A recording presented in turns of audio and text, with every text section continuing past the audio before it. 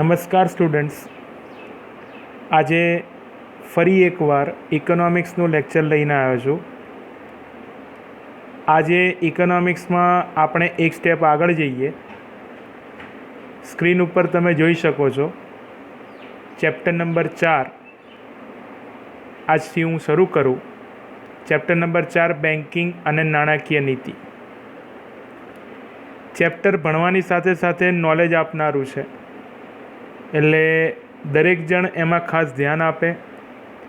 બીજું, અહીંયાથી જે પ્રશ્નના જવાબને જે કંઈ પણ તૈયારીઓ આપણી બોર્ડની હોય પરીક્ષા માટેની, તો એ વ્યવસ્થિત રીતે શરૂ થશે. ઠીક છે? પણ એઝ ઓલવેઝ જે પ્રમાણે આપણે લેક્ચર સ્ટાર્ટ કરીએ છીએ એમાં શરૂઆતમાં એક પ્રાર્થના થઈ જાય. બરાબર? તો પહેલાં પ્રાર્થના કરી લઈએ.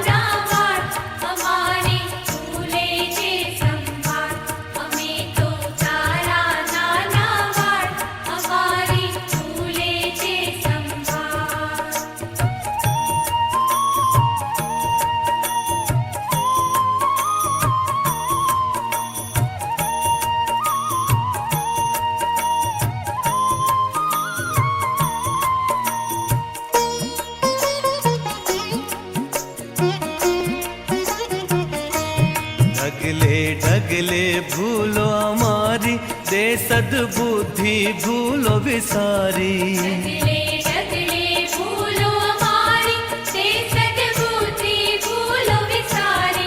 तुझ बिन कौन लेशे संभाळ हमें तो तारा नाना बाळ. तुझ बिन कौन लेशे संभाळ हमें तो तारा नाना बाळ.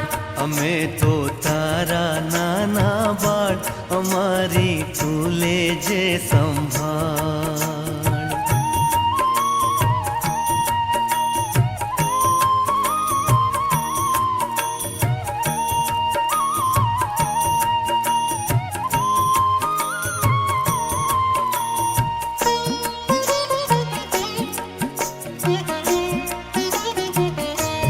दिन दुखियाना दुख हरवाने आपो बळ मन सहाय थवाने. दिन दुखियाना दुख हरवाने आपो बळ मन सहाय थवाने. हम पर प्रेम घणो वरसाव हमें तो तारा नाना बाळ. हम पर प्रेम घणो वरसाव हमें तो तारा नाना बाळ. हमें तो तारा नाना बाळ हमारी तू लेजे संभाळ.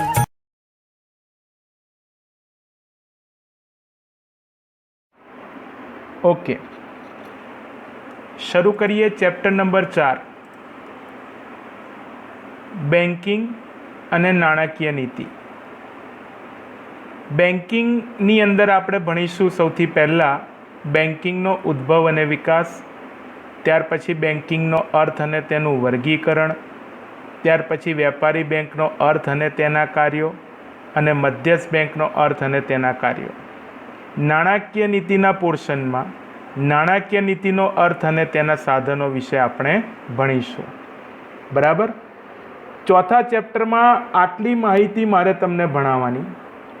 આ બધી માહિતી મેં પહેલાં જ આપી દીધી શરૂઆતમાં. તમે મારી પદ્ધતિને સમજી રહ્યા છો માટે હું તમને કહી શકું કે આ સિક્વન્સમાં આપણે ભણીશું આખું ચેપ્ટર 2 ભાગમાં. પહેલાં બેન્કિંગ વિશે અને પછી નાણાકીય નીતિ વિશે.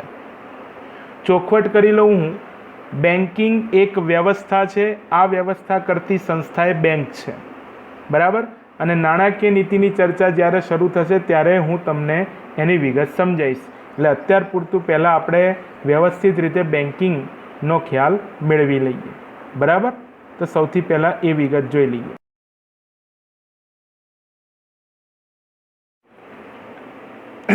સ્ક્રીન ઉપર એક ટૂંકનો જ છે તમારી માટે. બેંકનો ઉદ્ભવ.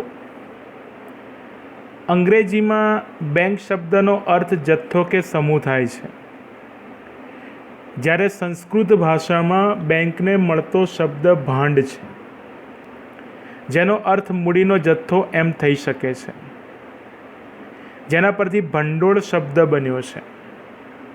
ભંડોળ, ભંડાર, આ બધા શબ્દો આપણે સાંભળેલા છે. બહુ મોટા જથ્થામાં કે બહુ મોટા સમૂહમાં જ્યારે વસ્તુ આપણને જોવા મળે ત્યારે આપણે આ શબ્દ વાપરીએ છીએ. ટૂંકનો જ આપણને બેંકના ઉદ્ભવ વિશે શીખવે છે, એટલે થોડોક ઇતિહાસ આવશે એમાં. ઇતિહાસ એટલે બેંકને લગતો ઇતિહાસ. મૂળ અંગ્રેજીમાં બેંક શબ્દ ફ્રાન્સ અને ઇટાલીના શબ્દો બેંકા અને બેંક્યુ પરથી ઉતરી આવ્યો છે. યુરોપમાં પ્રાચીન સમયમાં શરાફો ઢળતી પાટલી પર નાણાંની લેવડ દેવડ અને જુદા જુદા પ્રદેશોમાં નાણાંની હેરફેર કરતા હતા, ફેરબદલી કરતા હતા. આમ આ પાટલી પર નાણાંના જથ્થાની ફેરબદલી થતી અને એના પરથી બેંક શબ્દ અંગ્રેજીમાં ઉપયોગ થવા લાગ્યો. સમજી લેજો. ઇટાલિયન ભાષામાં આ પાટલીને બેંકા અથવા બેંકાના નામે ઓળખવામાં આવતું, બેંક્યુના નામે ઓળખવામાં આવતું ફ્રાન્સમાં. તો એ પ્રમાણે જે શબ્દ આવ્યો એના પરથી અંગ્રેજીમાં શબ્દ બન્યો બેંક. આ ધ્યાન રાખજો. યુરોપની અંદર આ બધી શરૂઆત થઈ હતી. 11મા ધોરણમાં પણ તમને નાણાંના અને બેંકના જે ચેપ્ટર આવતા હતા એની અંદર આ બધી ચર્ચા થયેલી છે. અગત્યની વિગત MCQ માટે, વિશ્વની સૌપ્રથમ બેંક તરીકે સ્પેનમાં ઈસવીસન 1401માં સ્થપાયેલી બેંક ઓફ બાર્સેલોના છે. ફરી એકવાર, વિશ્વની સૌપ્રથમ બેંક સ્પેનમાં ઈસવીસન 1401માં સ્થપાઈ. નામ હતું બેંક ઓફ બાર્સેલોના. જ્યારથી નાણું ચલણ તરીકે સ્વીકૃતિ પામ્યું ત્યારથી નાણાંનું કાર્ય ફક્ત વિનિમયના માધ્યમ અને મૂલ્યના માપદંડ પૂરતું જ મર્યાદિત ના રહેતા મૂલ્યના સંગ્રાહક તરીકે તેમજ ભવિષ્યના સોદાઓની ચૂકવણી કે વિલંબિત ચૂકવણીના સાધન તરીકે પણ સ્વીકૃત બન્યું છે. આ ચર્ચા આપણે 3જા ચેપ્ટરમાં કરેલી છે, નાણાંના કાર્ય તરીકે. ટૂંકમાં નાણાં આધારિત અર્થવ્યવસ્થામાં નાણાંની સાચવણી અને તેની હેરફેર અને તેના મૂલ્યની જાળવણી માટે એક સંસ્થાની જરૂર પડી અને એ કાર્ય કરવા માટે જે સંસ્થા ઊભી થઈ એને આપણે બેંક તરીકે ઓળખીએ છીએ અને આ બધા કાર્યો બેંક દ્વારા થતા જોવા મળે છે. તો આ રીતે બેંકનો ઉદ્ભવ થયો.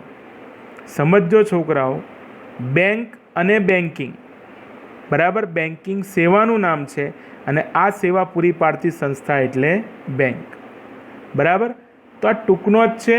આમાંથી આપણને 2 માર્કનો જવાબ બી પૂછી શકે કે બેંક શબ્દનો ઉદ્ભવ શી રીતે થયો. તો આપણને અહીંયા આગળ એ માહિતી મળી રહી છે. બરાબર. તો ધ્યાન રાખજો. હવે આગળ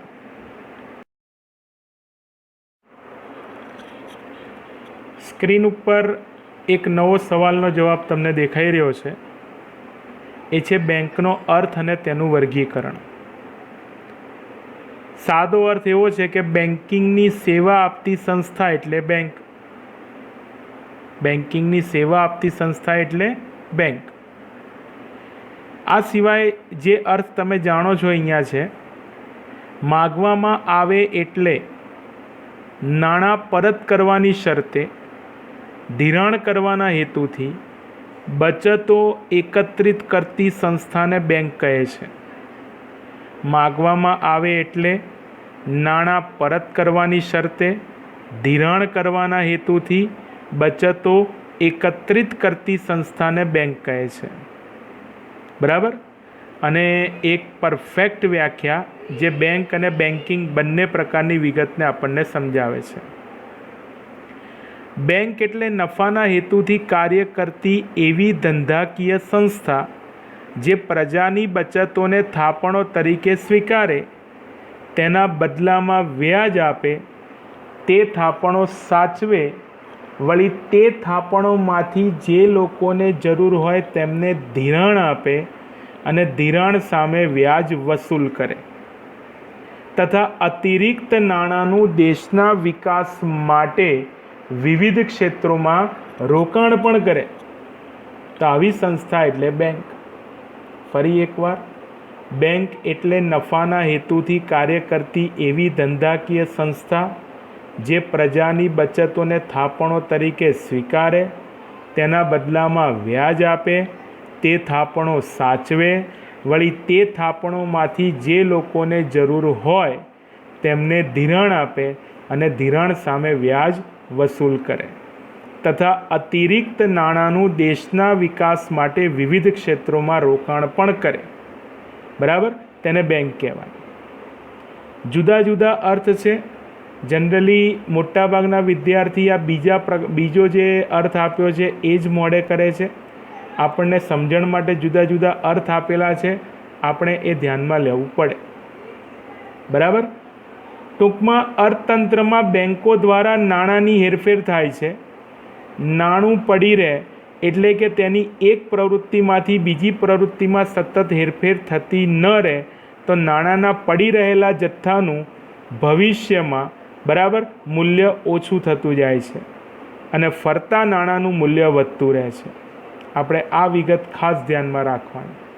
બરાબર, ફરતા નાણાંનું મૂલ્ય વધતું રહે છે. બરાબર, ખબર પડવી જોઈએ. ટૂંકમાં નાણાંની શોધ થઈ, નાણાં દ્વારા વિનિમય થવા લાગ્યા, પણ અમુક વાર ક્યારેક વિનિમય ના કરવો હોય તો નાણું પડી રહે છે. પડી રહેલું નાણું ભવિષ્યમાં એનું મૂલ્ય ઓછું થતું જાય. તેના કરતાં બેટર કે એક જગ્યાએ આપણે એને શું કરવું પડે, સ્ટોર કરવું પડે. એ સ્ટોર કરવા માટે બરાબર બેન્કિંગ વ્યવસ્થા ઊભી કરવામાં આવી છે. બરાબર, તો આ બેંકનો અર્થ થયો. તમને બેન્કિંગ માટેની બી વાત કરે તો પણ આ જ આવે, કારણ કે બેન્કિંગની સેવા કોણ પૂરી પાડે? બેંક. તો આવી માહિતી એમાં આવે. બરાબર, હવે એક સ્ટેપ આગળ જઈશું. બેંકોનું વર્ગીકરણ. દરેક દેશ પોતાની બેન્કિંગ સેવા અને બેન્કિંગ વ્યવસ્થા પ્રમાણે વર્ગીકરણ કરે છે, અને એ વાત તો પાક્કી છે. આપણે બેંકનું વર્ગીકરણ જે અત્યારે ભણીશું ને, એ આપણા દેશમાં જે પ્રમાણે છે ને એ જ પ્રમાણેની વિગત માટે ભણીશું. સ્ક્રીન ઉપર તમારું ધ્યાન હોય તો બેંકનું વર્ગીકરણ તમને જોવા મળી રહ્યું છે. સામાન્ય રીતે બેંકો બે પ્રકારની હોય છે: વાણિજ્ય બેંકો અને મધ્યસ્થ બેંક. બરાબર, અને આ બે રીતે બેંકોનું વર્ગીકરણ થયેલું જોવા મળે છે. બરાબર.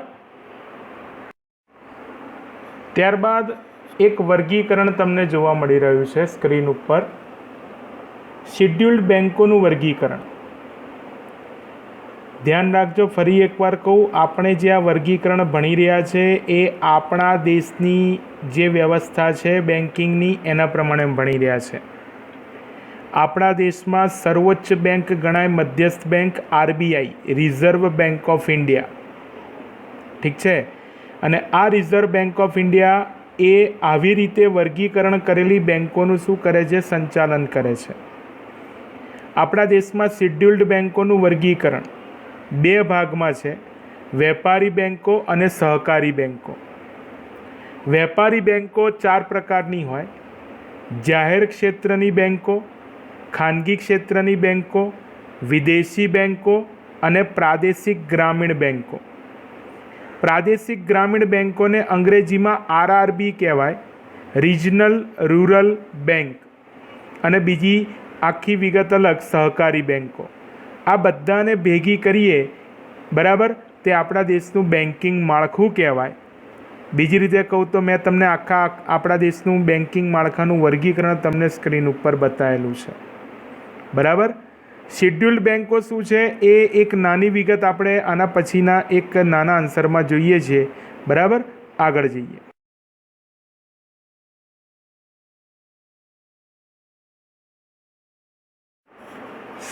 સ્ક્રીન ઉપર એક વિગત છે ભારતમાં વેપારી બેન્કોનું અસ્તિત્વ.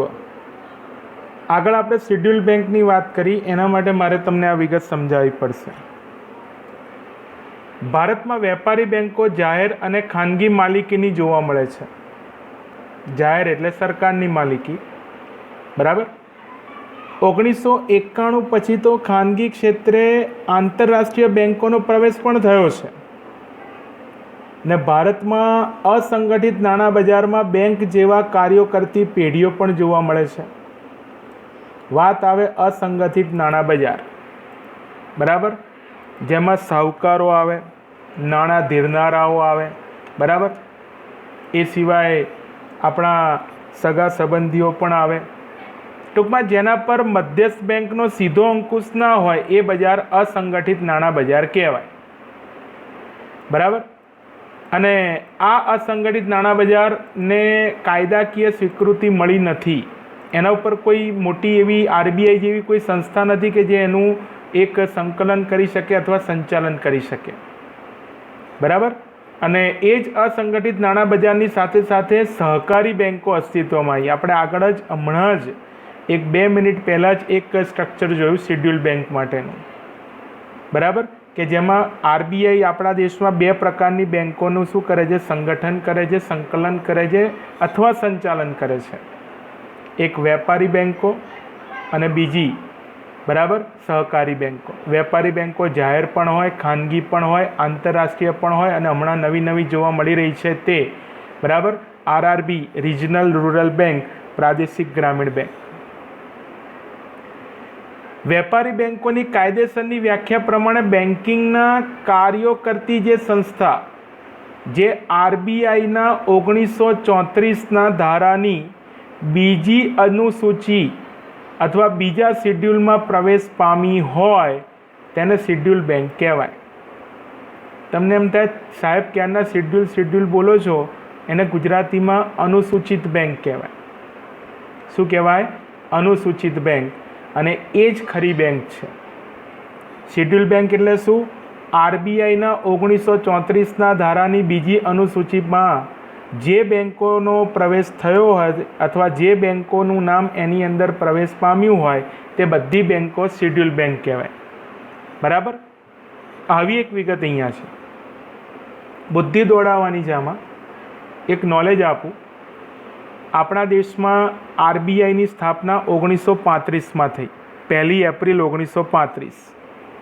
અંગ્રેજો આરબીઆઈની સ્થાપના કરીને ગયા આપણા દેશની મધ્યસ્થ બેંક તરીકે. અને આ આરબીઆઈનો જે કાયદો છે એ 1934માં રચાયો. આ કાયદો હજુ પણ કન્ટિન્યુ છે, એટલા માટે અહીંયા શબ્દ વાપર્યો આરબીઆઈના 1934ના ધારાની બીજી અનુસૂચિમાં. એટલે એની અંદર બધી અનુસૂચિ છે, એમાં બીજી અનુસૂચિ પ્રમાણે જે બેન્કો કામ કરે બધી શિડ્યુલ બેંક કહેવાય. તમે રસ્તામાં આવતા જતા છે ને કોઈ સહકારી બેંકનું નામ વાંચો ને, જેમ કે અમદાવાદ મર્કેન્ટાઇલ કોઓપરેટિવ બેંક, એમકો બેંકના નામે ઓળખાય, એના નામની નીચે લખ્યું હશે અનુસૂચિત બેંક, શિડ્યુલ બેંક. ટૂંકમાં કોઓપરેટિવ બેંકો જે હોય છે, સહકારી બેંકો, એ આરબીઆઈના ધારાધોરણ જે છે બીજી અનુસૂચિના એને ફોલો કરતી હોય તે બધી બેંકો શિડ્યુલ બેંક કહેવાય. વેપારી બેંકોએ તો કરવું જ પડે, વેપારી બેંકો બધી શિડ્યુલ્ડ કહેવાય. એટલે મારે કહેવાનો મિનિંગ એ કે આરબીઆઈએ જે નક્કી કર્યું 1934ના કાયદામાં, બરાબર, એ પ્રમાણે બીજી અનુસૂચિ પ્રમાણે જે લોકો અથવા જે બેંકો બધા કામ કરતી હશે બધી અનુસૂચિત બેંક કહેવાય. તો આટલી માહિતી ઠીક છે.